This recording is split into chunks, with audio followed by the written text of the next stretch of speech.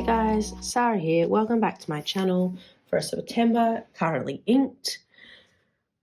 Okay, I have inked quite a few more pens than I usually do, but leaning in. It's not September yet, it's the end of August, but I just wanted to get into it. I was really excited about this exploration. So the more pens and that there's, a bit of a longer time kind of works. I have 1, 2, 3, 4, 5, 6, 7, 8, inked 9 pens. It feels like a lot more. I usually ink around, 8 or 7. I don't know, it feels like more for some reason, but I've got 9 pens inked. If you looked at my August inky thoughts, if I remember, I'll throw the card up now. I was looking at kind of wanting to look at themes, and I chose going bold. What I've also done within that is I've kept it to kind of the warmer side of things, so kind of going like from orange through to purple, to really kind of explore that. When I say bold, I kind of mean bold and or saturated. There's colors that I'd find in here that I think I classify as bold that other people might not, but this is my interpretation. And yeah, I'm really excited. So let's jump in. I haven't done my front page yet 'cause I'm still thinking about what I want to do, but I will go back and do that. First up, this is the Jinhao 82 in the Volcano Grey, and this has a Goulet Pens number 5 Yovo nib on it in broad. And I have this inked with ferriswheelpress buttered popcorn. So let's write that in here.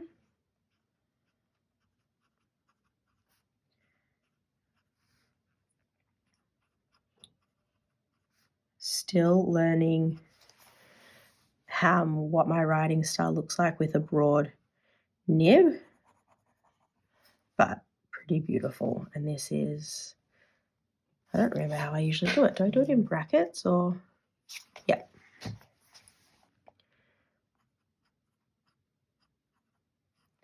I'm hoping that this, because it's in the broad nib, like is dark enough.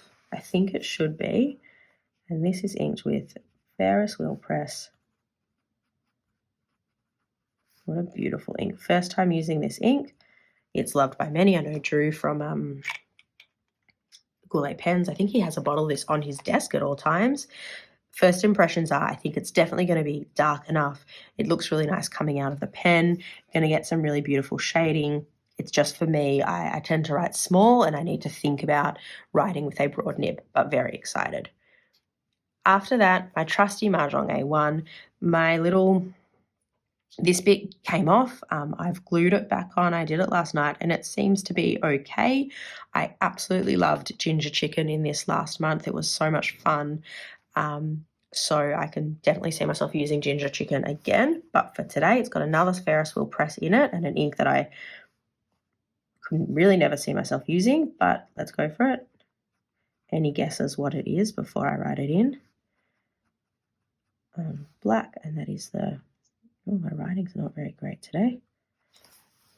Let me do my little scribble. Timestamp your comment if you know what it is. I think Maria might know what it is. And this is Ferris Wheel Press Pumpkin Patch.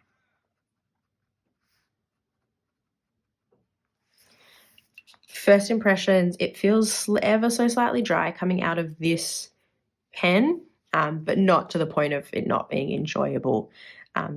If I just do a direct comparison to ginger chicken just flowed a little bit nicer, but I'm really happy to give it a go. This is just my everyday carry at work now because I'm constantly taking notes, but with pauses in between. The retractable aspect of this just works so perfectly. It's actually why I wanted to get the Jinhao 80 back into the mix, because if I can't go retractable, a snap cap is kind of easier and faster at work as well. So definitely tossing up about, do I get another one of these for work? Do I get another one of these for work? Who knows? Next up, what is definitely one of my favorite pens in my collection. This is the Pens by Casey in the primary manipulation 3. Just realized my first 3 inks that I'm doing are all Ferris wheel press inks. And this is, what I would say is up until now, the inks I've had in here have been quite unsaturated inks with like some chroma shading aspects to them, and they're written beautifully. So this is the first time I'm putting what I would consider on the more saturated, or maybe this one's more bold to me than saturated, but let's see how it goes. So this is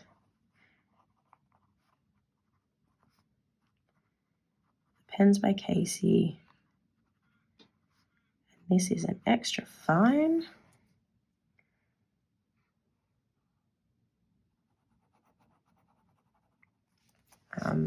Is this my last Ferris wheel press for this? I think it might be Ferris wheel press, and this is pink eraser. Okay, now we're going super bold and so out of my comfort zone, but I've actually written a little bit with it. I wrote with it at work yesterday, and I loved it. So who knows, maybe my entire ink journey is about to change. Traveler's Company Brass Fountain Pen. Something I've learned about this pen is I think it definitely prefers more saturated inks compared to unsaturated. It has a much nicer writing experience. So I've gone all out. I love it. And I will say these first 4 samples were all given to me by my awesome pen friend H. So without her, it would be a completely different currently inked. Look at that. How incredible is that? This is Pannonia collaboration with Amarillo Rosa Mexicano. It is just to die. I mean, I just think it's beautiful. And you can see when it dries, like if you look at the second line compared to the first, it goes down bolder and then dries ever so slightly. To say more muted is actually incorrect. Less bold, but that doesn't feel very grammatically correct. But I just think it is such a beautiful ink. When I was doing some notes at work yesterday, it was beautiful, beautiful to write with. And compared to Kelp Tea last month, it's like chalk and cheese, a completely different writing experience. So something that I know moving forward is this, for me, I think I'm going to be putting more of the bolder saturated inks in. Next up is my other pens by Casey. This is the Hybrid Ghost Burl. Bigger pen, like girth-wise. It's such a beautiful pen. I've been a bit hit and miss with this pen. Some things just haven't worked really well in it. The ink I've got in here is, I think it's on the wetter side, which is working well. And when I was testing it out last night, thus far, and I mean, I need to use it a lot more, obviously, but it's been my favorite that I've put in here. I think this is maybe the 4th ink I put in here. So this is my Pens by Casey Hybrid Ghost Burl. Am I going to run out of room? Look at that ink. That is beautiful. This is a fine nib. And this is Kobe ink. And it's Myodani Cosmos Red. Flowing so beautifully out of this pen. I love that it's like a super, super kind of deep, dark burgundy. There is a sheen on there that you can definitely see. Oh, I just moved everything, up the top as it's drying. Going out of my comfort zone a little bit, not completely matching. I've been putting blue inks in here, but I don't mind it. The writing experience is what matters. So I'm really excited that maybe I'm starting to find what inks that pen enjoys more, because then I can use it more often. Next up is my Le Bon Rosa Burgundy, and this is a pen that I'm, to be honest, still having issues with. So it gets quite gunky. I'm going to try and clean out the cap. It's just not entirely working. So what I've put in here is the wettest ink I own, which is Colorverse Andromeda. I'm still it's still hard start, so just going to get that going. Once it writes, it usually writes pretty well. I think overall Colorverse Andromeda is just going to be an ink that is way too wet for me, but I'm still trying to work out this pen and clean it and fine tune it. So I want to put the wettest ink in there. And from the bit of research I did, that is Colorverse Andromeda. once it gets writing, it writes really nicely. But when you start, it's a medium nib. When you start, you can see that hard starting and it feels almost gritty. Look at the sheen on that Cosmos red that's coming across. How incredible is that? Wow. Wow, that's such a dynamic ink. That's beautiful. Oh, that was really crooked. So this is Colorverse Andromeda. I feel like you can see I'm trying to go in like a color order here, but I wonder with that sheen if it should have been the other way around. Oh, well, that doesn't really matter. I'm sure no one else cares about that. And I do. It'd be interesting to see, because I know there's a pretty decent sheen on this ink as well, how that comes up. Wow. How cool is that? When I tested this yesterday, I was doing it on some cheaper paper and the sheen did not come through at all. So it also just shows you, like, because this is better quality paper. Wow. Such a cool and dynamic ink. Really love that. So happy. Next up is my vintage Parker Vac, the Golden Pearl. I don't know exactly what this nib is. It kind of has like a little bit of a medium-y, stubby type feel to it. But all in all, it's a really beautiful pen. I love how it feels in the hand.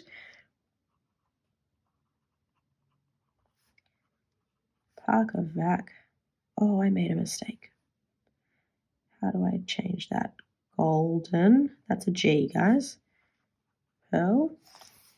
Now, for some people, this ink might not be seen as bold, but for me, it still kind of fits into it all. So I've included it. And this is an Ackerman Dutch Masters. What's it called? Cardinal. I'm gonna run out of room. So I'm going to call this like a burgundy ink. I've always wanted to use this ink. It's been in my stash for quite a while and I haven't had the opportunity. So I thought it's almost like a different variation of the term bold. It still fits into this story for me. So I'm excited to use it. All right, 2 more to go. My second pen that I'm using for work and that I haven't used in a while. This is my Jinhao 80 with the gold accents. I have a Lamy medium nib on there. And if you watched, did I say it at the start of this video? I re-inked my Jinhao 82 at some point with Birmingham Pen Company's Waterfront Dusk. And then I loved it, so I'm going to include it in here. So that is what is in this pen. And it just writes really beautifully. Black, and this has the Lamy medium. Just a super dark, velvety, beautiful purple. Waterfront Dusk. Really, really enjoying this. It's a pen I haven't picked up in ages and I don't know why. Oh, it doesn't have it's not the medium, it's the extra fine on there. One day I'll do this without making a mistake. Really, really enjoying it a lot. So happy that that's back. The last one is a new pen.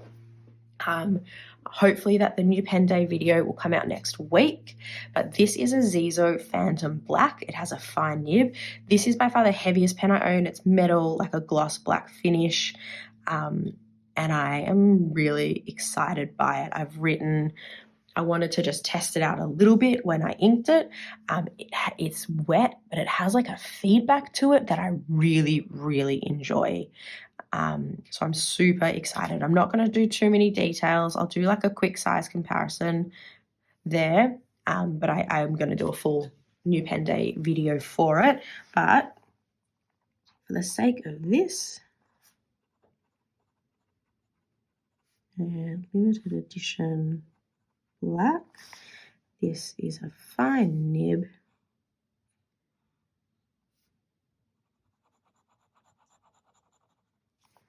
This is a sheening ink as well. See if it comes up here. This is Kuretake Shikon. And yep, I'm seeing that sheen pop up. So pretty different to what my normal currently inks look like. Yes, it's still me, it's still Sarah. I'm just, in a moment of exploration. It's also been like a really hard few weeks. So I went, you know what, let's go bright. Maybe you can fake it till you make it some happiness. But these are my currently inked for September and really the last week of August. I'm really, really looking forward to exploring some bolder, wetter inks, a new pen. Still trying to work out this Le Bun, but I'm not willing to give up on it yet. That's it. This is my currently inked. I would love to know what you guys think. Is there a combination there that either you have tried and loved or went, oh, that looks really good, I want to try that? And as always, I really love it when you guys let me know what you're inking up for September or your next rotation. So let me know in the comments below. If you could hit like and subscribe, that would be awesome. And I will chat to you guys again soon. Bye.